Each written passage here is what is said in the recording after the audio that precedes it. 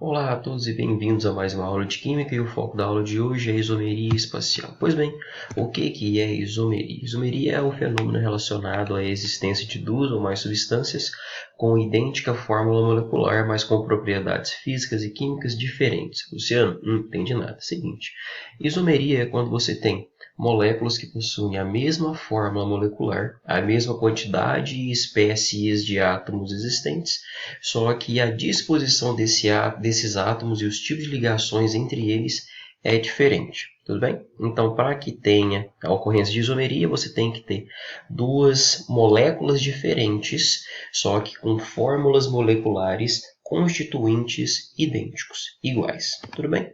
A isomeria ela é dividida em dois grandes grupos, isomeria plana e isomeria espacial. O foco da nossa aula hoje é isomeria plana. Pois bem, a isomeria plana é também chamada de isomeria estrutural ou constitucional. Os isômeros podem ser diferenciados entre si por meio de suas fórmulas estruturais. Tudo bem? Então, na isomeria plana, o que nós temos? Ela pode ser dividida em 5 grupos. Isomeria plana de cadeia, posição, compensação, função e tautomeria. Então, a isomeria plana, o que você difere esses 5 grupos é de acordo com as fórmulas estruturais das suas moléculas. Ou seja, no primeiro exemplo que nós temos aqui é a isomeria de cadeia. Os compostos se diferenciam pela classificação das suas cadeias. Nesse caso aqui nós temos duas moléculas distintas, dois hidrocarbonetos, tudo bem? De fórmula molecular C4H10.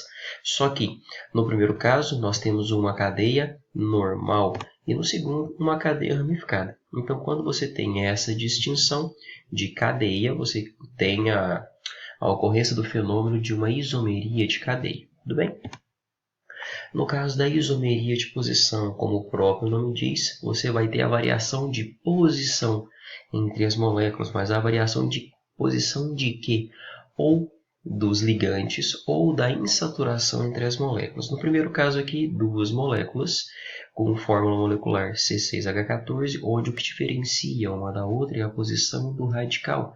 Aqui no caso nós temos o radical no carbono 2 e no segundo exemplo no carbono 3. Tudo bem? Dando origem aos nomes 2-metilpentano e 3-metilpentano. No caso da isomeria de posição, quando você varia a posição da insaturação, nós temos aqui duas moléculas de fórmula molecular C4H8, onde a insaturação nessa primeira molécula se encontra no carbono 1 e na segunda molécula no carbono 2, dando origem às moléculas but1eno e but2eno. No caso de isomeria de compensação, também chamada de metameria, ocorre em compostos de cadeia heterogênea, quando você tem um heteroátomo ao longo da sua cadeia principal. Lembrando que heteroátomo é um átomo diferente de carbono. Tudo bom? Tudo bem? Desculpa, tudo bem? Então, o que nós temos aqui? A diferença entre os isômeros está na posição do heteroátomo. Tá? Então, no caso aqui, a isomeria de compensação, você tem a diferenciação da posição que se encontra o heteroátomo ao longo da sua cadeia. No caso aqui, eu trouxe dois exemplos distintos, onde nos dois primeiros o heteroátomo é o nitrogênio e nos dois últimos o heteroátomo é o oxigênio. Nós temos aqui esses dois primeiros, duas aminas de fórmula molecular C4H11N, onde você tem aqui a posição do seu nitrogênio entre os carbonos 1 e 2, e no segundo exemplo aqui, entre os carbonos 2 e 3, dando origem aqui a um N-metilpropilamina e dietilamina. Tudo bem? Então, no segundo caso aqui, nós temos duas funções orgânicas já bastante conhecidas, que é o nosso éter, onde o heteroátomo muda a posição. No caso aqui, ele está entre o carbono 1 e 3, e nesse caso ele está entre o 2 e o 3. Pois bem, dando origem, tem fórmula molecular, muito importante, tem fórmula molecular C4H10O, e o nome que você tem nos seus compostos é 1-metoxipropano e etoxietano. Tudo bem? Então, novamente, para se ter isômeros, você obrigatoriamente tem que ter moléculas distintas, contudo, com fórmulas moleculares iguais.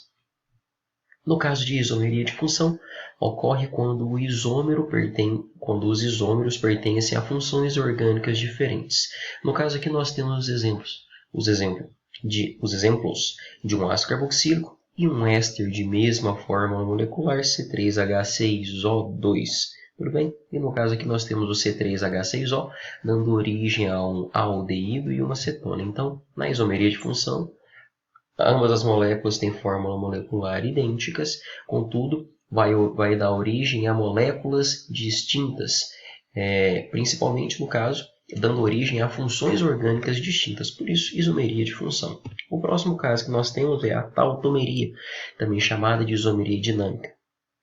O que acontece? Ela é considerada um caso especial de isomeria de função. Por que, Luciano? Porque ela relaciona funções orgânicas distintas, moléculas de mesma fórmula molecular, contudo de funções orgânicas diferentes. Só que o que tem de diferente nela é que ela é dinâmica, ou seja, na mesma hora que ela é uma molécula, ela se converte em outra e assim sucessivamente. É uma coisa que constantemente ocorre, não é algo estacionário.